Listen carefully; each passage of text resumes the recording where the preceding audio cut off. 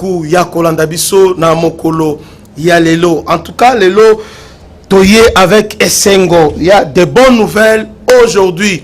Lelo toye pour expliquer bino ce qui se passe parce que rôle na biso ezateka pour na koya pour na ko sélamenter bien pour na koya pour na ko akiser oyobi o asali beauté. Nous sommes là aussi pour éclairer votre lanterne la situation aux passé na est il y a République démocratique du Congo et surtout comme ekempe ko expliquer bino la plupart il y a ba décision au ba konzi bazozwa pourquoi bazozwa ba décision oyo owana et ensemble na bino to sala ke sokinga na meki un peu comme ko expliquer bino et puis bino pe to sololaka donc Bouredi Saka ensemble comme dans les chocs du Dieu jaillit la lumière. Encore une fois de plus, bienvenue à votre magazine d'actualité Christian chez vous. Merci ndenge vous partagé, merci ndenge vous aimé. Information 10 jours Kanyabayonga. Nazuba appelle Ebele. Appelle Ebele. Partout on me demande situation à Kanyabayonga et ça ndenge nini. Qu'est-ce qui se passe à Kanyabayonga? Alors, Kanyabayonga est passé sous contrôle FRDC, Wazalendo ou bien Kanyabayonga jusqu'à présent est toujours sous contrôle Yaba M23. Ce que je peux vous affirmer pendant que je vous parle, pendant que Nazo sala émission awa, je voulais répondre maintenant à Ndeko Nyonso que Kanyabayonga est sous contrôle, il y a M23, donc sous contrôle, il y a armée rwandaise jusqu'à présent. Mais il y a seulement question de temps. Pourquoi? Le FRDC va se réorganiser. Le FRDC va s'organiser déjà et ils sont prêts maintenant à attaquer. Parce que ça qui replie. Replie au FRDC, ça qui est pour rien. Donc, au moment où je vous parle, ils sont à quelques kilomètres seulement, il y a Kanyabayonga. Bazo c'est la kaka, mot d'ordre, il y a Mokozamboka pour attaquer Kanyabayonga. En tout cas, le FRDC bazu à disposition. Nyonso va récupérer Kanyabayonga ainsi que village Ebele na niveau il y a Lubero.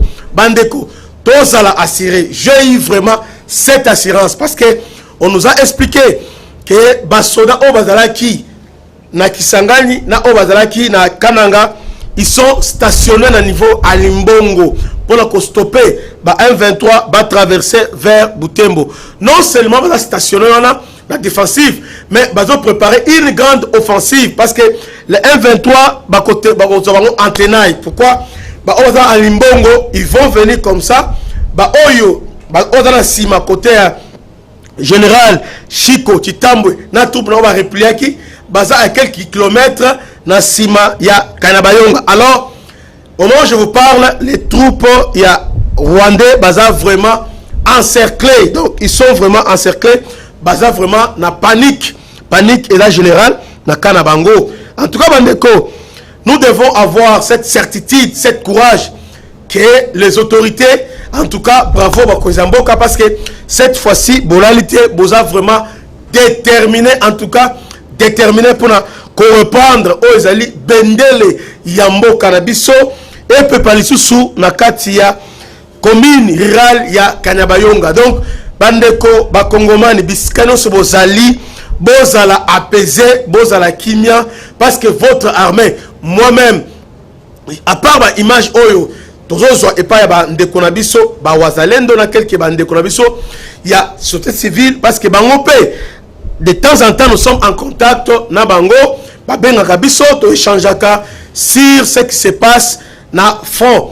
Mais là ce que je parle na une confirmation et pas ba konzi yamboka ba konzi na niveau il y a état-major avancé en tout cas ba lobby en tout cas tous à la kimia bazo la laté bazo préparer offensive moko Yamakas. Et puis trêve. Pourquoi?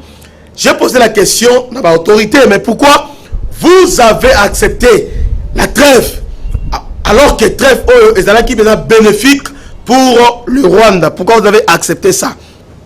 Ok. Selon ma information Ming Oyo Tozui, donc il s'est avéré que avant chute ya Kanyabayonga, alors ce sont des Français, selon information que nous avons eu, le français, en tout cas, bah français, bah occidentaux. Ce sont les Français, bah français, bah français, bah français, bah français. Bah français, bah aider les Rwandais, les Ougandais, tout ça. Parce que sur le plan affrontement, bah qui était à maintes reprises, en tout cas, notre armée, qui a une supériorité, il y avait une force à ma casse. Notre armée a résisté. Tout le monde a question pour savoir. Mais pourquoi vous avez résisté? Pourquoi? Il a dit très bien qu'il s'est caché quelque chose. Donc, ils ont dit piège Moko Oyo. Les Français voulaient tendre l'armée congolaise. C'est pourquoi les autorités, d'abord, qu'on protégeait, tu vas protéger. Bazo Kamezi, on a été dégâts éliminés à la macasse. Et puis, on m'a expliqué quelque chose. Bon, selon l'analyse d'Anga, j'ai vu qu'ils ont raison. Explication à Bango Zanin. Ils ont dit que jusqu'à présent, Bango, stratégie de Bango Zanin, Bazo éliminé parce qu'il y a armée rwandaise. Oui, Rwanda a compté que ça la guerre est RDC avec ses troupes. Parce qu'il y a que M23 et qui vit. En réalité, c'est l'armée rwandaise qui est engagée. Dans l'Est, il y a la République démocratique du Congo. D'ailleurs, les rapports, il y a des troupes experts à ONU, ils ont démontré largement. C'est pourquoi le gouvernement congolais va adopter stratégie Moko. Alors, c'est-à-dire, nos amis, ils vont faire tout, commencer à éliminer les Rwandais. Donc, ils ont commencé à les éliminer. Parce que Rwanda, les troupes de Belé et Libanda. Alors, on a un nombre limité. On va RDC. On va utiliser infiltration, corruption et consorts. C'est pourquoi le gouvernement, parmi les stratégies de Bango, ils ont commencé à éliminer d'abord effectif. Il y a troupes rwandaises. Chose faite, en tout cas, on les a vraiment éliminés en masse avant reprise à Kanyabayonga. Alors, ils ont maintenant bénéficié na soutien à Français. Pourquoi? Parce que les Français, selon explication, les Français bazoya exactement dans l'opération turquoise. Alors, cette fois-ci, il vient pour sauver les Rwandais. Parce que selon les Rwandais, ceux qui RDC et prendre contrôle du territoire, alors la RDC va attaquer directement les Rwandais. Alors, une fois que RDC est attaqué Rwanda, alors et cause la catastrophe humanitaire à niveau, il y a sous-région, alors on ne saura pas gérer ça. Il y aura encore massacre entre les Hutus et les Tutsis. Parce que lorsque les gouverneurs congolais ont renversé, bien attaqué le régime rwandais, ils vont le faire avec Hutu Kima Est République démocratique du Congo, qui ne sont pas forcément que le FDLR. C'est pourquoi Français, pour prévenir, Bazoluka, Basala Nyonso, pour aider Rwandais, parce que selon Bango, la dette morale, il y a Rwandais. Vous voyez? Alors, ils ont fait ça pour prévenir, parce qu'ils savaient. Pendant que nous, les Congolais, nous disons que pendant qu'ils sont Congolais, nous sommes là à critiquer notre armée. Oui, parfois, moi personnellement, je toujours avec précaution. J'ai toujours dit que nous avons un problème au niveau commandement. Mais notre armée reste intacte. Parce que nous sommes capables de contre Angola, capables de contre Tanzanie, capables contre l'Ouganda sans ingérence. Ceux qui à recevoir aide à niveau il y a Libanda, mais à niveau nous sommes capables aujourd'hui. Alors, les Occidentaux ont vu la montée en puissance, il y a FRDC, parce que nous avons acheté, nous avons Baminduki et Zali. D'ailleurs, dernièrement, j'ai fait toute une émission pour vous dire qu'on a acheté aussi missiles sol-air, tout ça, drone, tout ça, avion de chasse, tout ça, presque arsenal, Yamalam, Oyo, donc on mettre en mal les Rwandais. C'est pourquoi maintenant, pour les Français, tellement que Rwanda a gendarme, aujourd'hui les Rwandais a gendarme, il y a ba français na niveau ya Afrique parce que les Rwanda aujourd'hui France ba bengani na niveau Sahel, France ba bengani na niveau ya Centrafrique, France bazo linga été presque partout. Alors France lelo a utilisé Rwanda na niveau ya Centrafrique, France lelo a utilisé pe Rwanda na niveau à Mozambique pour à mettre un peu surveiller ba intérêt ya Total aux ali compagnie ya ba français na niveau ya Mozambique. Vous voyez, c'est pourquoi le français baza un peu comme si ils sont redevables dans le Rwandais. Surtout Macron, surtout, je ne parle pas de tous les Français, régime Macron, depuis que Macron est au pouvoir, le Rwanda est devenu de plus en plus fort. À former Bango, à équiper Bango, à tirer Bango à l'aise. Même aide Oyo, Belgique, à contraindre Bango Oyo, c'est la France qui voulait que Bango aide, modériser l'armée Bango, parce que sous prétexte que va protéger, va kende, que protéger l'intérêt total, mais entre-temps, les Rwandais, tant qu'ils sont modernisés, c'est pour attaquer le Congo. Vous voyez, c'est pour attaquer le Congo, pour appuyer les minéraux Nabiso. Ah, je voulais encore ajouter une chose. En tout cas, la question au Congo, les États-Unis et la France sont dans le même point de vue. Vous voyez, je vais expliquer ça aujourd'hui.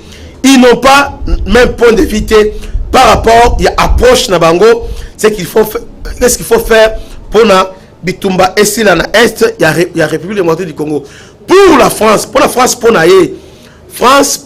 il ne fait que condamner dans l'œuvre bon Azolo Banaye, mais en réalité, dans le Azo condamné, dans Boutou, Azana Rwandais. Est-ce que vous savez que Mokonzamboka, Azaki na France, ainsi, élisé par Emmanuel Macron, Basololi, d'ailleurs, Emmanuel Macron lui a rassuré Mokonzamboka, à lobby à coaider, FRDC, na cadre de formation, parce que le français et les belges, na cadre de formation, il y a commando de jungle, force spéciale, en tout cas, baza fort. Maintenant, le problème, c'est niveau d'équipement. Il y a un format, mais qui pas raté. Parce que les Français sont ici, dans le cadre de la coopération, depuis 2001, ils ont déjà formé 3 bataillons. Mais ces 3 bataillons-là, sur le terrain, résultat, ils étaient pas. Pourquoi? Parce que l'équipement, il y a Malonga, est athée. Vous voyez? Mais contrairement aux Français, contrairement aux Rwandais, ils sont équipés dans la dernière génération. Pour nous rappeler ici, nous rappelons à chaque fois, comme c'est dans la vanité. Équipement, c'est quoi? Ce hôtel équipement, il y a l'armée rwandaise, l'armée française, l'armée ukrainienne, parce que les Français sont équipés, les Rwandais, dans standard, ils sont acceptés par le niveau OTAN, le niveau ANIM. Non seulement former Bango, mais participer à l'exercice, exercice Moko, ensemble avec les troupes françaises. Exercice belé, il y a Salaka, commando Salaka pour certifier Bango. Vous voyez, il est fort. Mais chez nous, Salaka est monté.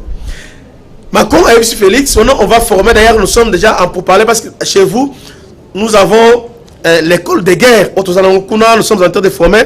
Et puis, nous formons déjà un bataillon de jungle, ce qu'on appelle la base jungle. On avait formé, on va continuer encore à former pour améliorer capacité. Il y a réaction, il y a FRDC. C'est vrai, France a se formé.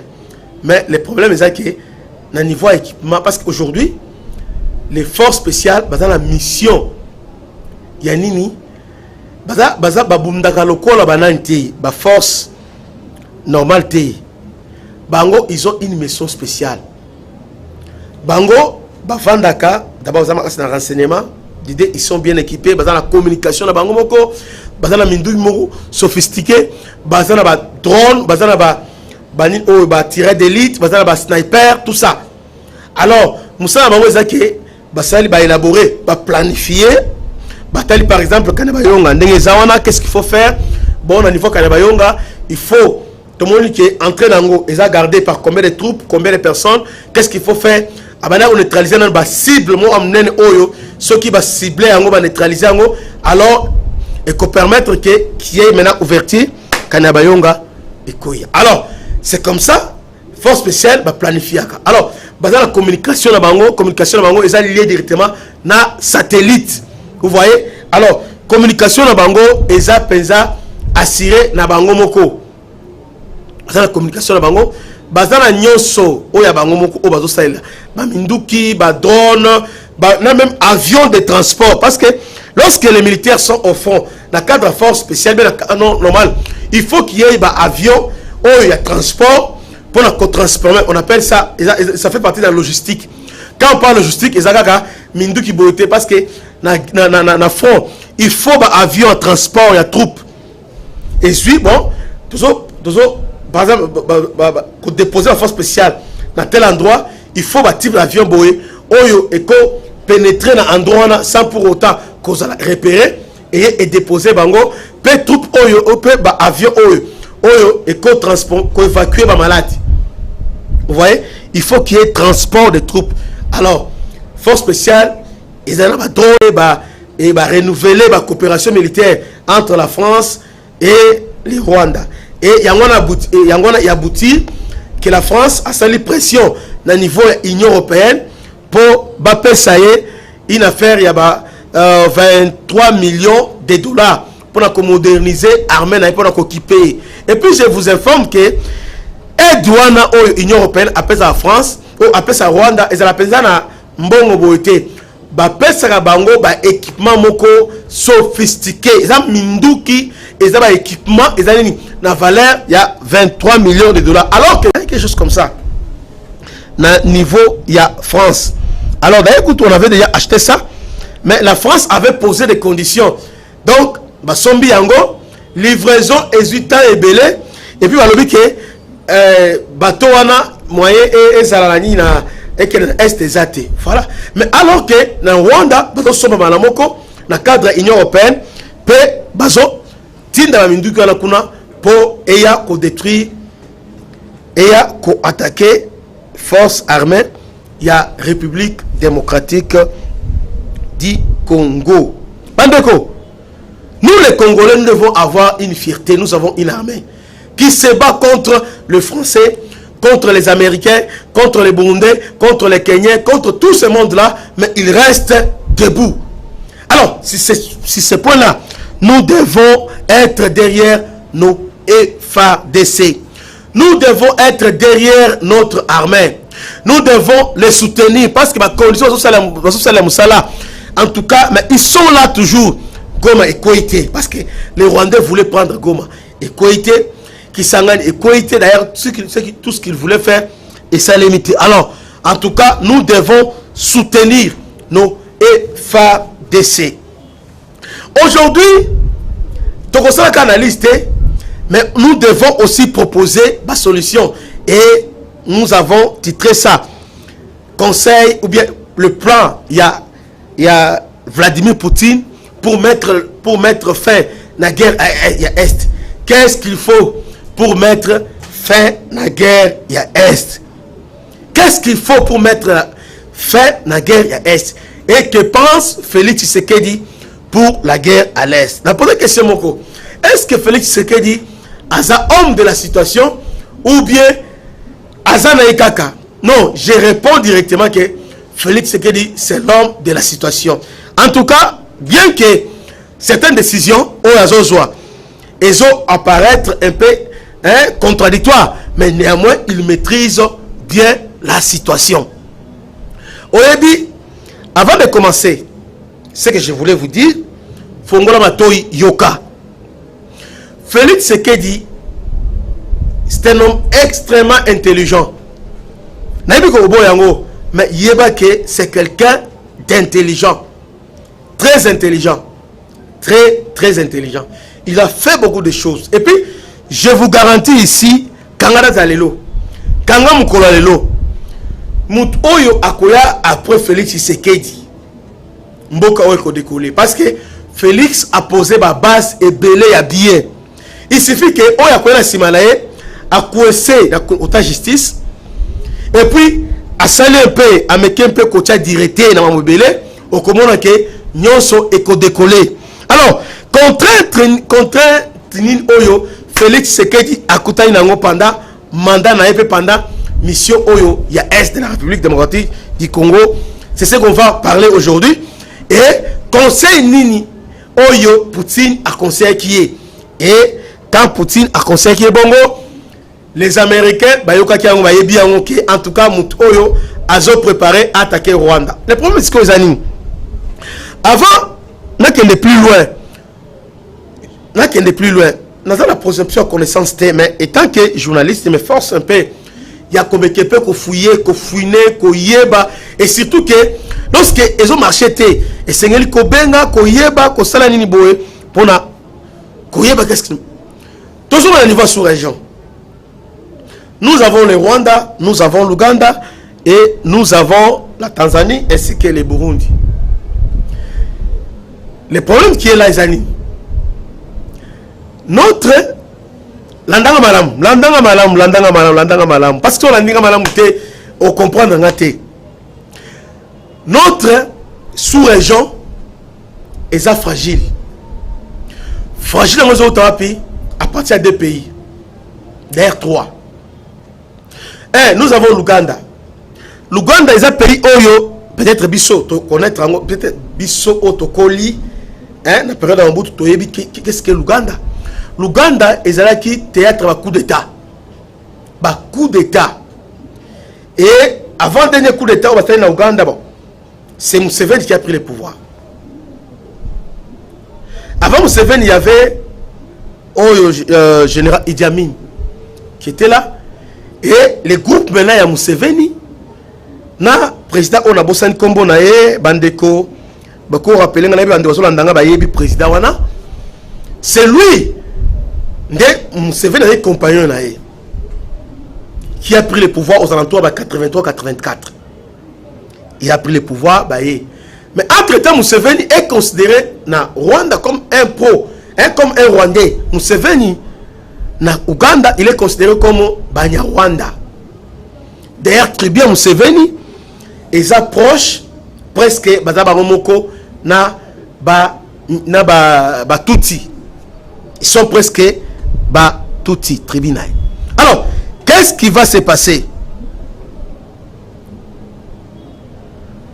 Museveni, après quand ils ont pris le pouvoir, on a commencé, il y a comme margin, quelque part, moi, conflit entre Museveni na président Oyo, compagnon na au pouvoir. Après Museveni, avec aide des Rwandais, Paul Kagame et les autres, ils l'ont aidé pour apprendre contre la situation. Parce que, qu'est-ce que Museveni a fait? Discours de Museveni par rapport à Rwanda des Aguenines. Voilà, aujourd'hui, nous avons pris le pouvoir. Nous avons le pouvoir à 85 T. On a pris le pouvoir, mais marginaliser Bisso. Nous sommes des Rwandais. Alors, Bino Bozawana, on vous a chassé là-bas chez vous par les Hutus. Alors, Bo Edenga n'a renversé le président Ouazali Awa. Comme ça, moi aussi, à mon tour, je vais vous aider. C'est comme ça que le groupe, il y a Fred Karegera. Donc, Fred, c'est Fred, Paul Kagame, James Kabarebe, Bazaï dans le Bana, Bazaï Pe Bazaï Mike. Bamakenga, Balora Kunda, Bazalaki, groupe Oyo, Robert, groupe Oyo, et Rwandais, Obayaki na Congo. Vous voyez? Mais Bamwa Zaki installé na Est, Kuna, Bamswa Zaki na Lubumbashi, la plupart, tels que Robert et les autres étaient dans Lubumbashi. Et Oyo, Makenga et les autres, Kanganda, Bazalaki, na Oyo, Kisasi, ils étaient dans le niveau, il y a Est, Kuna, dans le niveau, il y a Bukavu. Vous voyez? Alors, maintenant, aider à ce pouvoir. À ce pouvoir, pour compenser maintenant, Rwanda, qu'est-ce qu'il a fait? On a mis Fred, Carré, Karani. Donc, ils ont constaté, comment les Rwandais, Baza, Kuya, Baza va réfugié, comment va se retrouver? Nambo, on a biso dengenin, te, bango, risqué, baboto la biso mboka. En tout cas, bravo les Ougandais, parce que les Ougandais, ils sont clairvoyants. Les Ougandais ont menacé Museveni. Alors Museveni, à son tour, alors d'ailleurs, on a appelé na Rwanda. Alors, sur le ticket en tout cas, j'aurais des problèmes sérieux à gouverner. Et surtout que Rwanda est instable peut-être un coup d'état au Azui. Et il y avait aussi la rébellion Makassi. Il y avait ADF, il y a Boni, ils ont recherché. Les Américains, ils sont un peu ébélés. Alors, mais c'est comme ça que Museveni va décider. Il y a aider Bango, Fred Karega. Museveni va envoyer Kagame aux États-Unis pour avoir la formation au niveau renseignement, tout ça, la grande école. Karega avec un peu Fred, il était un peu moins mis sur Fongoma. Alors, Museveni a vu en lui un danger, avec qui nous maîtrisé. Alors, Museveni, il voulait mettre Petit Naï, Mouta confiance Naï. C'est comme ça que, lorsqu'ils sont tentés les premiers coups, DSP Nabiso Awa, non pas DSP, mais 311e bataillon, il y a 7 ans, Mobutu les a envoyés là-bas. Alors, ils ont mis fin à l'aventure. Il y a Rwandais, Museveni, qui voulait prendre le contrôle. Il y a renverser Abiyarimana. Balandi Bango peut réussir. Alors, maintenant, lorsqu'ils sont rentrés, Karega Koufi, alors Museveni fait appel à Kagame. Aider Flanba, ils ont pris le contrôle. Il y a Rwanda. Mais voilà le problème dans les abonnés à niveau haut. Parce que si tu comprends l'histoire, tu comprends qu'est-ce qui se passe dans le niveau de la sous-région. Que veut le Rwanda? En réalité, le Rwanda a peur. Kagame na vie naye a bangate le kola ndenge Félix azobangi. Félix a complicité, c'est le kuta. Bandeko, na kotelete na lia katembo wa Félix te. Na zapete soki ndenge ninte en tout cas o azoloba ke Félix aza collabo c'est du mensonge. En tout cas, Félix aza vraiment congolais oyo apesi Kagame cauchemar. Kagame a pongité à cause de Félix. Pourquoi? Parce que Félix, Kagame au niveau sur il y a un problème. Rwanda, il y a un problème entre les Tutsis et les Hutus. Problème dans l'habitation. Rwanda est zamouké, mais Baza est belé. Vous voyez? Alors, dans l'exil, lorsque l'on a eu Zonga, Abiyarimana disait une chose. Bakozonga ba oya wapi. Mboka o izamouké, batika la kuna. Tout comme aujourd'hui aussi. Quand il y a un problème des animaux, Mboka izamouké, ceux qui ba Hutuana o bayaki aw. Bazongi, parce que je parle de FDLR, le réfugié rwandais qui sont au Congo, c'est Bazongi. Même si aujourd'hui, et puis, Père Kagame Zaganini, ceux qui aujourd'hui, le Congo, attaqué Bango à partir de Rwanda, c'est la catastrophe. Alors, ça, est causant la leçon Yamounene pour l'Afrique. Ça sera l'irréparable. Et c'est ce que Félix est en train de construire. Nous allons vous aider, mais construisez d'abord votre armée. Il faut que il faut que comment je dire, il faut en tout cas un militaire engager un militaire et belé recruter un militaire. Vous devez recruter 2 militaires, recruter bango, former bango, équiper bango, bitumba oyo ekosila bitumba quand lorsque Kagame a consentir que en tout cas ceux qui ne meki awa c'est fini, c'est l'éclatement Yamboka. Que on a commencé par recrutement depuis que Félix a sonné Minduki, depuis que Félix a décrété état de siège. Oui, il y a des choses qu'on doit critiquer. Mais en tout cas, il y a un danger. Mais le Rwanda a ce monde.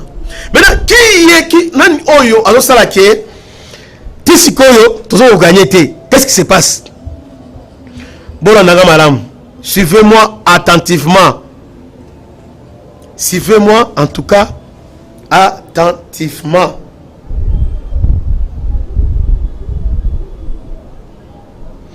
Pourquoi?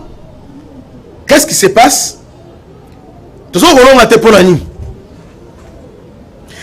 Qu'est-ce que Félix a fait? Félix, contrairement à Kabila, Aboyi passage, na mixage. Malembe, malgré à l'interne, il est combattu parce que le plus grand ennemi qui fait que tout échoué à l'opération, ce n'est pas les Français, ce n'est pas les Américains, c'est nous-mêmes les Congolais. Trahison, les autres, on a 4 Nabiso. Il y a des gens qui ne veulent pas que Congo, qui vient écouter la RDC, Batebele, ils sont là. Ils ne veulent pas parce qu'ils prennent Bango. Ceux qui Congo est retrouvé qui Nango, alors il y a la gloire, il y a Félix. Pour Bango, Bazomo note que Mbo Kanabiso, qui me zongite, ate Félix, le roi soit réussi et le roi n'a pas pu l'ingayer. C'est pourquoi Bazo combattre. Trahison, la plupart de la trahison, ma casse. Donc le plus grand ennemi à 70%, opération militaire et simbaté, malgré nos capacités actuelles, c'est la trahison à l'interne. Ça, il ne faut pas oublier ça. Chita Garabayonga, si il y a Mboka et Belo Kiribirizi, il y a les tueurs de ficelles qui sont à l'interne, ici à Kinshasa. Ici à Kinshasa. Ici au Congo. Traître, Bazamakas. Les gens qui trahissent, les gens qui recrutent, les gens qui donnent l'information. Baza et Belé. D'ailleurs, je vous dis, les plus grands bénéficiaires, il y a Bachita, c'est Kabila. Kabila, c'est parmi Bogobo Yango. Kabila n'est pas parti parce que Kabila a contrôlé. Donc, au niveau, il y a appareil sécuritaire. Au niveau staff, il y a FRDC. Kabila a la marche de manœuvre à Makas. C'est pourquoi le Rwanda aujourd'hui agit au travers de John Numbi et aussi Kabila. Raison pour laquelle Akima Aza Anambokate, Aza Libanda Yamboka. Là, il faut retenir ça. Il faut retenir ça, Bandeko. Il faut retenir ça. Tout ce qui se passe aujourd'hui, les gens disent que Perla Kabila, non, Kabila n'est pas parti. Kabila est là. Kabila combat Félix à 90%. Il s'oppose à tout. Même si le plan diplomatique, Azaboy, Azaboy. Rappelez-vous, Namibie. Namatanga na Namibie. Au moment où Kabila à Paris, Namatanga, avec son conseil diplomatique. Et puis, dans le couloir Nyonso, la chancellerie, ils sont là pour combattre opération, tout ça monter et s'imbatter. Et puis, ce sont tes bazo trahis. Voilà. Alors, maintenant, les problèmes des animes. Voilà maintenant la solution. Selon la Russie, quelle est la solution? La plupart des Congolais disent que non, il faut aller au Rwanda. Non, il faut aller s'allier la Russie. Il faut rejeter les États-Unis. Dans le bas toujours. C'est court et court dans les États-Unis. C'est court et court dans la Russie. La France, mais court dans la Bissomoko. D'abord, on a prise de conscience.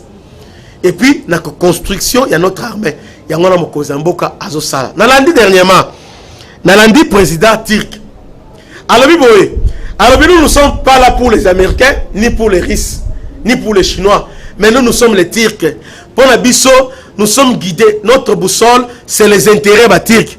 Place aux intérêts, les intérêts sont guidés les États-Unis, Tosali na Bango. Sur les Russes, Tosali, sur les Chinois, Tosali. Mais au cas de relation, mon côté, nous serons en relation avec tout ce monde, à condition que l'intérêt à Turquie est à la respecter. Félix Tshisekedi étant que visionnaire clairvoyant, il avait déjà ça. Contrairement à Burkina Faso, nous ne sommes pas Burkina Faso, nous ne sommes pas le Mali, nous sommes non plus le Niger. Pourquoi le Niger, le Mali, le Burkina Faso sont baqués entièrement? Parce que Bango va faire le coup d'État, la quête, il y a légitimité. Et Sengeli Baluka parapluie, raison pour laquelle va s'allier en entièreté dans la Russie. Mais le Congo est dans un contexte moussous. Vision Félix, que Toluka, parce que on considère les États-Unis comme maître Nabiso. Pour les Congolais, États-Unis, c'est lui qui a le dernier mot pour le Congo. C'est faux. Dernier mot pour le Congo, c'est nous-mêmes les Congolais. Bisoba Congolais. Alors, pour le Félix Tshisekedi, que Totiki, États-Unis, Tokyo nous sommes maître Moussous Oyo, à protection, Tokyo la protection à niveau récité. Or, Félix a besoin des animes. Okay? Nous devons être un État comme Afrique du Sud, un État comme Kenya, un État comme Nigeria, un État comme Égypte. C'est-à-dire un État Oyo capable, il y a qu'à définir politique extérieure par rapport à l'intérêt qui va collaborer avec tout le monde par rapport, il y a intérêt, par rapport à l'autre, on a besoin des Américains, tout ça, appel à l'Américain. Si on a besoin, il y a des Français, on fait appel à Français. On a besoin des Chinois, mais il y a des gens qui mettre à Congo. Yende, pour aller à Congo, il faut passer par hier. Bon, quand les États-Unis, les Français, les Belges, maintenant, si on regarde la risque, ici, à comme jusqu'au mettre, à mettre la Centrafrique. Non, ce n'est pas ça. En tout cas, sur ce point-là, Félix Tshisekedi, bravo, il a vraiment totalement raison. Félix Tshisekedi a la vision. Il veut faire le Congo comme Afrique d'ici, et Zalaka. Afrique d'ici, on a la déclaration, à prendre position comme un État. Parfois, position aux États-Unis, en lumière, mais lui, État à cette position. Mais nous, aujourd'hui, nous ne sommes pas un État parce que, aux positions, on est obligés, si on est position, on va sanctionner. C'est comme ça que Félix Alobi, selon vision naïe, il sait que, tant que nous sommes Baris, va mettre na biso, va diriger biso, va guider biso, va copier va minerai. Parce que autant que nous déplorons pillage et pas américain, autant aussi que les Russes aussi vont venir pour piller. Et ce qu'ils font au niveau Centrafrique, ils font aussi ailleurs. Je ne suis pas contre les Russes, je suis pour les Russes. Mais la conteste nini et sengeli bakuta base ezali tant baris bakoya to senga bango boyi. Tout ça, un problème au niveau de commandement, au niveau de poste à commandement, au niveau de konzi. Sous-officier, officier subalterne, officier supérieur, il y a formation, il y a école prestige au niveau, il y a ici. Il y a école de guerre à Makassi. Il y a école. Non seulement ça, il va participer à l'exercice au niveau de Russie. Russie a été que la biso Minduki, et a été que Russie aille. Tu peux scier, non, on est Kabila, c'est les Chinois. Tu peux scier pendant 30 ans exploiter, mais il y a qu'est-ce qu'on produit contre Rwanda. Est-ce que vous avez un maram? Ce n'est pas ça. Ce n'est pas ça. Balobarake, ce qu'on a Kabilanga, nous sommes esclaves et pas naïfs. Chaque fois, nous avons singaï. Mais apprends-moi à pêcher, nous sommes indépendants. On a rendre un service. Félix Azolinga guerre ici là. Non seulement guerre ici là, Azolinga Congo est comme réellement indépendant.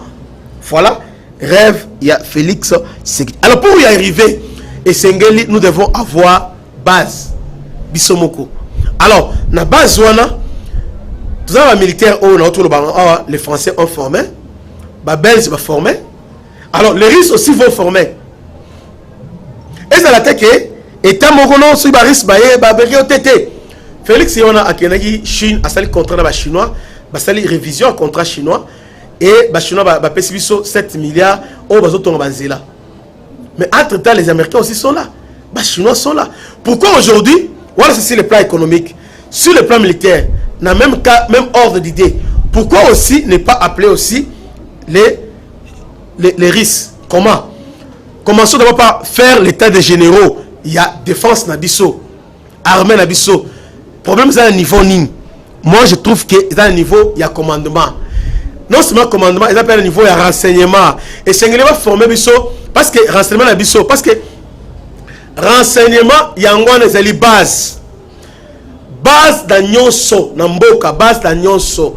Poumon Yamboka et ça renseignement. Aussi longtemps que notre service à renseignement, non seulement ils ont infiltré, mais ils ont pesé à la hauteur T. Alors, nous serons toujours vulnérables. C'est pourquoi, lorsque Mokonzi Mboka a un état généraux, il y a Conseil supérieur de défense, et puis il créer task force. Qu'est-ce qu'ils font? Ils ont identifié qu'il y a un problème. Le premier problème, tout ça, ils ont un niveau, il y a service, il y a renseignement. Tous les grands dirigeants africains qui ont réussi, il y a stabilisé en Boga Nabango, Bazalaki Makasi na renseignement. Poutine, avant son arrivée au pouvoir, à Koutaki, Kolvachev, depuis 90, il avait déjà vendu la Russie aux Américains. Russie a perdu qui place naé. Russie était déjà contrôlée par les Américains qui faisaient ce qui semblait bon. Lorsque Poutine aïe, qu'est-ce qu'il a fait? Il a d'abord aïebi, il était conscient que Russie il ne pouvait pas faire face aux Américains. Abandi ko identifier problème. Premier problème, Vladimir Poutine a trouvé que les commerçants, les hommes d'affaires, les généraux, c'était inviter la politique. Bah, comment il va politicien? La politique, on va influencer politique. Lorsque Poutine a pris le pouvoir, qu'est-ce qu'il a fait et qu'il a identifié? Bah, milliardaire, avec un oligarque, riche, à Benny Bango, avant de si Bango. Alors, moi, en aucun jour, dans les affaires. Moi, c'est dans la politique, je suis en Boka. Je préfère Bino Pebotikala. Na gestion, il y a économie. Ngana ko interférer, rester là-bas. Et, na limité, un homme d'affaires, Moko, na mounaï a en politique. La première des choses, il a identifié. Il a compris que les hommes d'affaires, la politique, parce que les hommes d'affaires sont guidés par les intérêts. C'est pourquoi, aux hommes de l'Est, trahison, Moutouson Dima, côté ka village naïe, côté Kamboka naïe, à cause de l'intérêt, il y a Mbongo. Aza combattre Mboka pour Mbongo parce que Aza homme d'affaires, Aza député, Aza ministre, mais Aza homme d'affaires. Et ça, et là, qu'on a moyen Mboka avancé, exaté. C'est pourquoi Poutine a dit ceci, Naba, milliardaires riches, retirez-vous de la politique. Et puis avec tous les généraux, si vous voulez marcher avec moi, nayo kate ono na économie, yo no za na ba fer, na nini boye, ozana ba carré minier, ozana eloko boye, nayo kate. Les militaires sont là pour nous défendre Mboka, talam niveau Mboka komi. Mais nous souligner eloko moko. Ce qui a fait force à Poutine, il était fort dans le renseignement. Aza ancien KGB. Aza ancien KGB. C'est-à-dire, lorsque Poutine est venu, il savait déjà à Yebi, dans la guerre froide, à Yebi, dans l'IRSS, ce qui s'est passé, et puis il y a la faiblesse dans Bango, à Yebi, niveau, il y a ennemi. Parce que le niveau enseignement, le niveau Mboka, tel que Mboka, tant que Mboka. Et c'est l'Ingaïba, menace dans le niveau Nim, c'est le Rwanda. Quelle est sa capacité à nuisance? Ça, et ça, service à renseignement de Sénégalais déterminé. Ah, Bandeko. C'est là où nous avons un problème. Service à renseignement, et là, on te va rater. Service à renseignement, c'est un bureau D. Batu, oh, balata ba veste, ya mwindu. Balata ba veste, donc, mo, eza makasi, ya la tiba cuir. Oh, service à renseignement, ce sont des non-apparents. Non-apparents. Ils sont là en tedi civil. Oye ba écoute té. Oza moi si au vanda na ila mo boss ko landela yo. Ayepe obalié. Boboti bana mais azawana azaba renseignement. Boboti na yi. Donc infiltrer yo. C'est ça, service de renseignement. Mais chez nous, et ça que sont au pouvoir, aux Ubanan Kasina yo, aux village na yo autour sibaron. Balati ba veste, na ba Motorola ba simbi yango. Alors, ils sont là pour la tracasserie, la moto, tout ça. Non, dans un bureau D, dans un comment mon service à renseignement Azo se présenter na carte, dans un moto wana Izakaka na Congo. Na Congo. Oh, dans renseignement. C'est là où nous sommes faibles, renseignement. Renseignement, on appelle ça service d'intelligence. Base ya mboka ya ngwana parce que Rwanda a eu avantage que Rwanda a infiltré biso, mais nous les Congolais nous sommes incapables de pénétrer kota epanaye système naye infiltrer Ouganda même parce que problème zani nous croyons que Rwanda est fort. Non, Rwanda est fort parce que dans les États-Unis na risque. Est-ce que Rwanda marqué États-Unis avec système de surveillance que les espions russes à quoi infiltrer États-Unis Attends, les espions, aux États-Unis, l'armée américaine, il y a des espions ici. Comment ça? C'est-à-dire, il faut être intelligent, comprendre l'ennemi, infiltrer. Aucun système au monde est à l'abri. Il y a des espions. C'est pourquoi nous, les Congolais, nous devons réfléchir.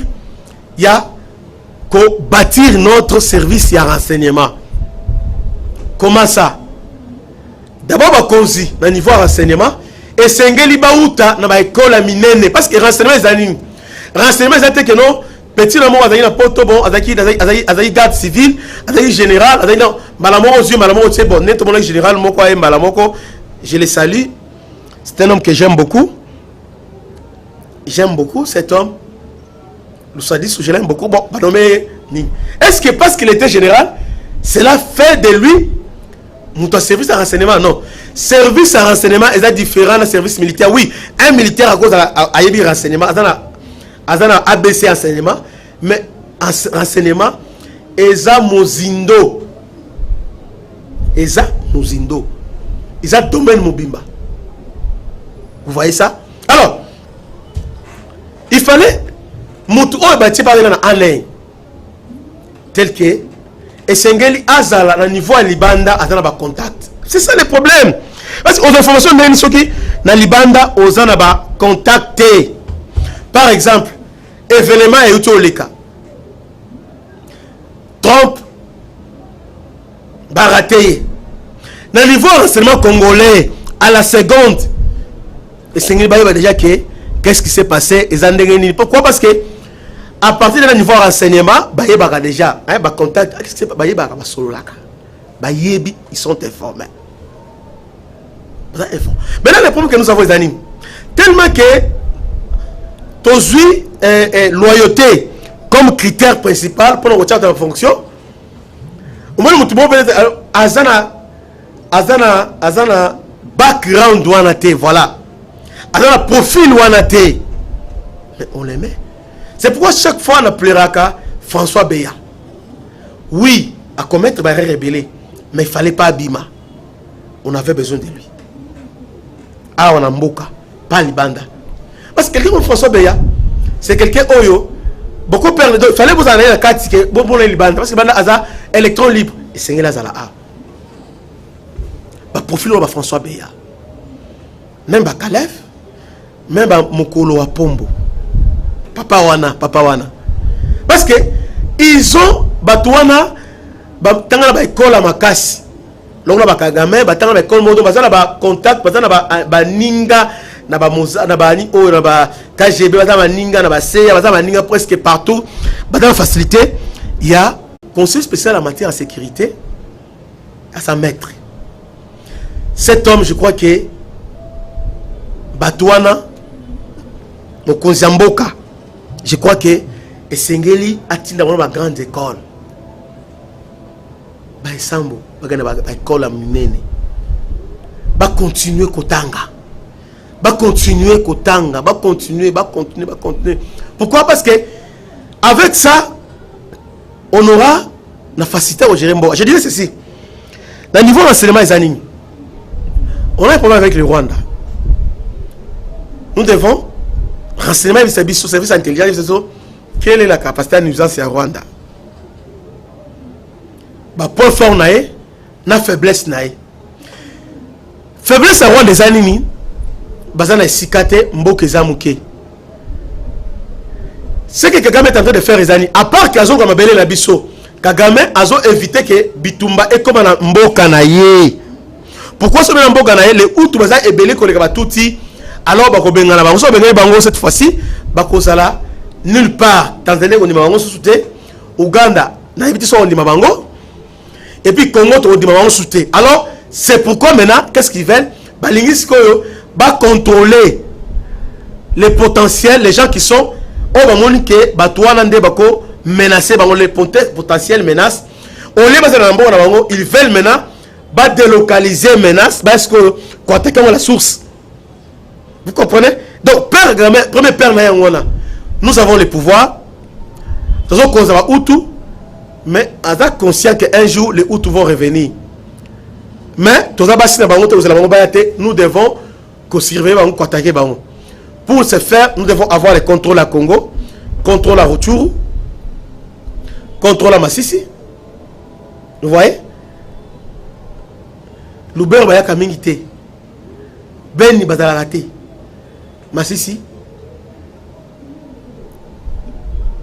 Rutshuru, Muke, Walikali. On doit avoir le contrôle de ce nom. À part là, nous avons une idée. Il y a pillage à minerais. Aspect sécuritaire. Rwanda a yebi que Mboka wana est fragile. À tout moment, il suffit où doit s'organiser, bah qu'on renverser bah. C'est pourquoi bah exporter conflit wana balonga na Rwanda ba ina ngosuke pa na biso bazo bunda en réalité ituma est les habitants ba congolais c'est la guerre entre les Hutus et les Tutsis bazo la mabele et pas na bango nde ba eskoyo ba ye ko kotsa biso.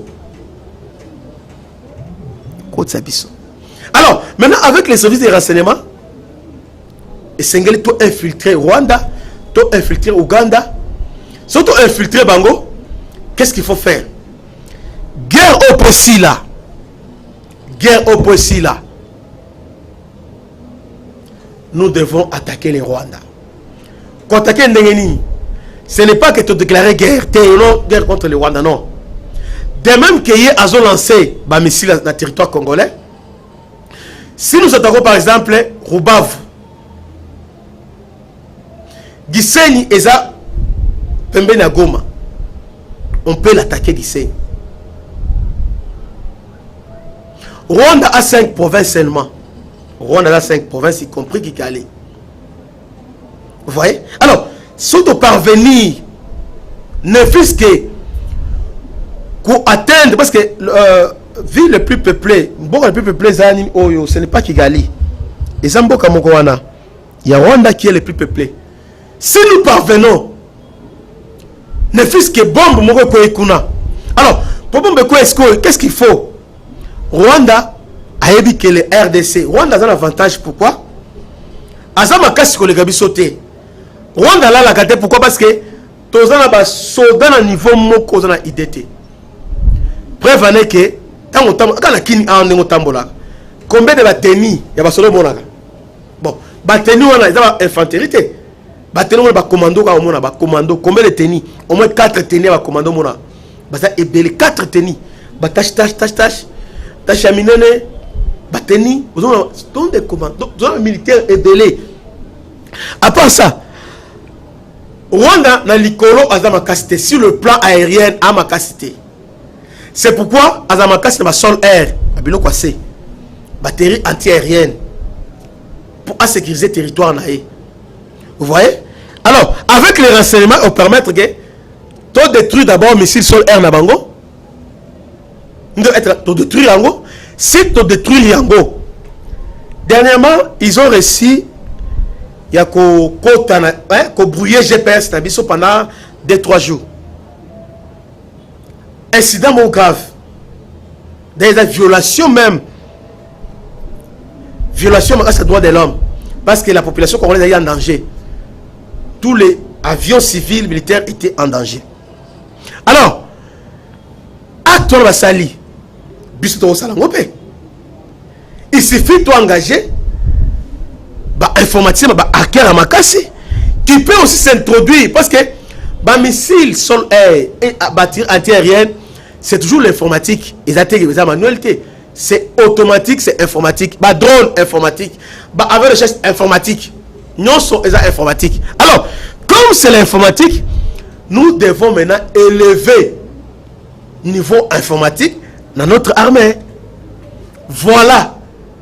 Niveau informatique, nous devons élever. C'est pourquoi on doit former un bataillon, une compagnie, dans le niveau, il y a état-major.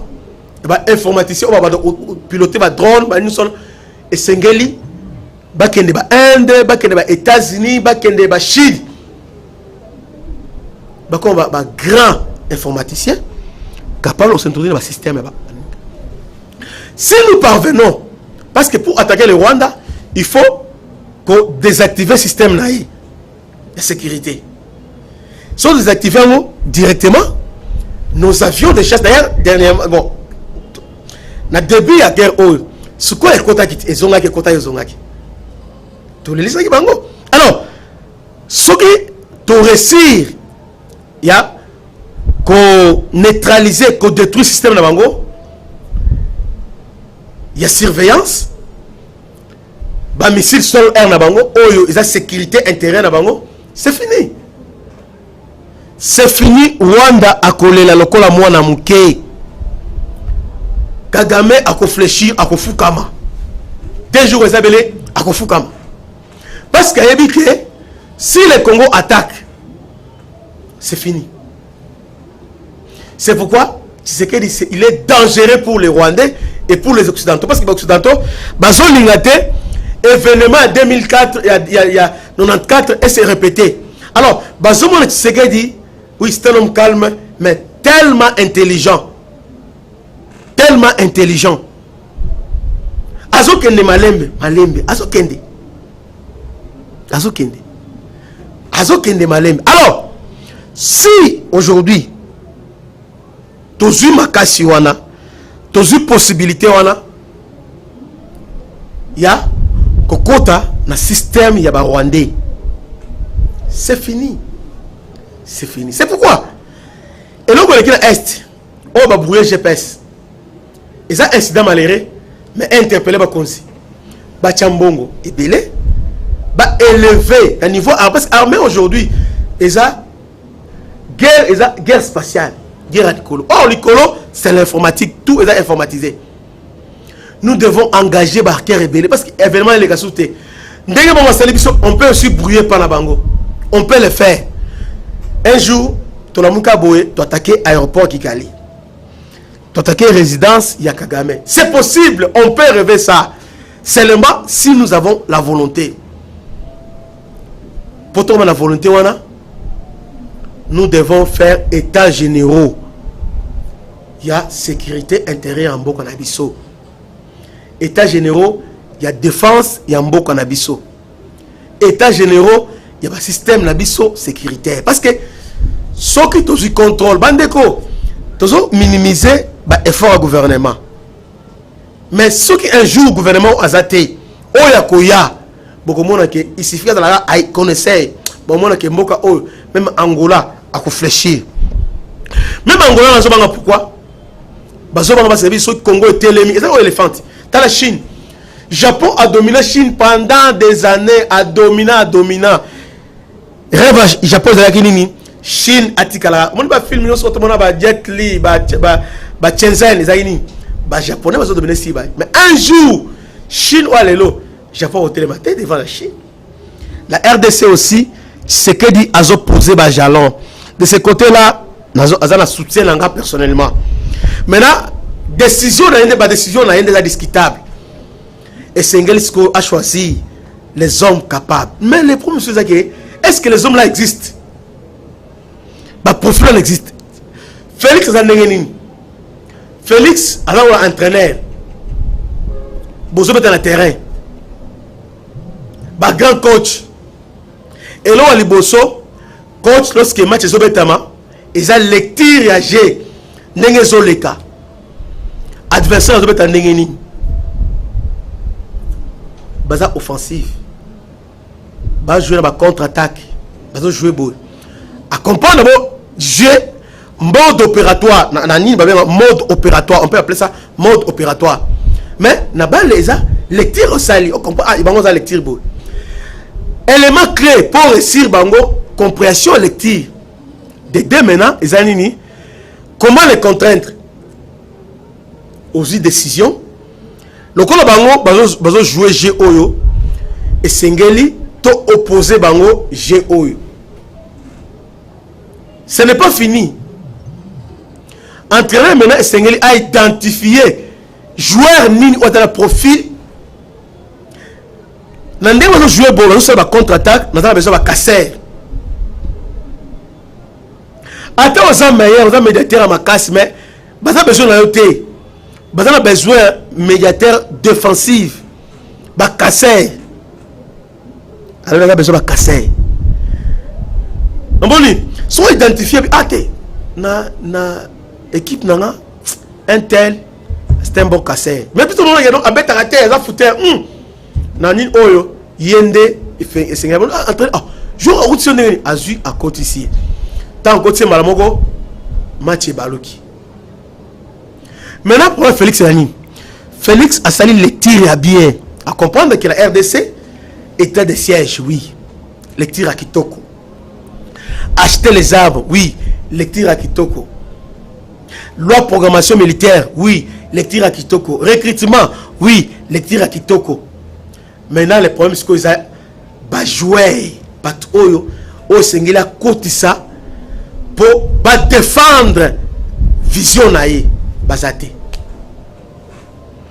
batona sikoyo nde bazangi ces gens là sikoyo nde bazate yamana sikomoni ezo sala omusi ezo chouette moni azu a côté si mais mutongo sikoyo azo sala omoni mutongo tellement que le mal congolais c'est la corruption faiblesse de la Rwanda parce que batio esikawana ozala nyonso mais ozondi mambongo ozondi ma avantage te ba proposer bon monso mboko na koyi ozo carré minier boy ozo mbombo o céder mboka nayo donc problème c'est ni problème ba joueur bazate na niveau ya armée oui nous avons et c'est ce que mon konzi atala bako sur le terrain bako ça la différence bazali na armée na biso il y a des gens qui peuvent faire la différence que à côté de bitumba boye est on bena que non armée bena Rwanda asimbi mutu bazali et puis à part ça aussi communication ba toza la front il fallait quoi ta konzi il fallait quoi ta yango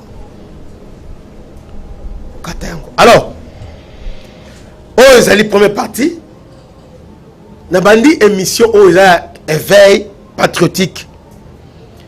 Nous ne sommes pas là pour le connaître ce qu'il dit. Oh, t'es un money boy, mais nous devons réfléchir. Lobby, je serai là pour continuer l'autre oyo. Pour expliquer bien comment Kabila a possédé, comment Félix a possédé. Vous voyez, entre Kabila et Tshisekedi, qui est le maître? Bandego, d'emblée je vous dirais, Tshisekedi sur le plan militaire. Allez Kabila. Kabila force na ezali nini? Kabila a eu chance ya kutana na bato makasi. Quand il est venu, a kutana na amiral Liwanga. Parce que l'armée quand on dit amiral, amiral est équivalent général d'armée.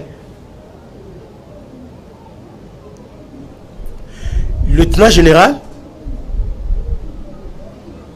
a vice-amiral. Général de division ou bien général-major, je crois, contre-amiral. Non. Général Luanga, Aza amiral. Amiral, Aza lieutenant général. Voilà. Grand amiral, de général d'armée. Voilà. Amiral, Aza lieutenant général. Vice-amiral, général-major. Contre-amiral, général de brigade.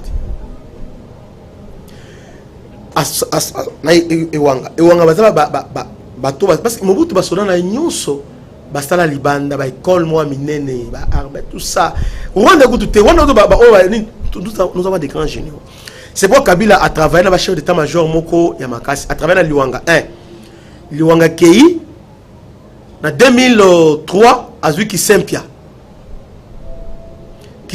atanga na poto atanga na ba école belge ba américain tout ça makasi alongwe na Liwanga alongwe na Kisempia azui Dieudonné Kayembe yep aza grand parmi les grands généraux Mobutu qui est colonel oui colonel mais il était devenu Akumaki général à travers avec Dieudonné Kayembe un grand général bon notre cabinet travaille dans état-major général alongwe Liwana a travaillé na nani oyo nani Didier Tumba grand Pelissus Didier Tumba avant chef d'état-major général l'armée a qui d'ailleurs à niveau à demi-ap vous voyez renseignement militaire il était là niveau renseignement militaire Didier Tumba après Didier Tumba Azu Sikoyo c'est lui qui était son chef d'état-major particulier depuis des années on a dit Kapen nae oyo ayebi ba soldat nyonso maîtrise na bango nyonso général Mbala Azape ex-face à Tché. Donc, Azaï na maîtrise à Batouana. Batouana na conteste à Kabila. Voilà. Maintenant, Félix Aye, Kabila cherche à Gocha, hein, comme si Azaï Batouana a contrôlé. Ah, Batounaye. Félix Azaï a monté. Oyo. C'est comme ça maintenant. Il commence à inventer la roue. Et ça va tout de suite, loyauté.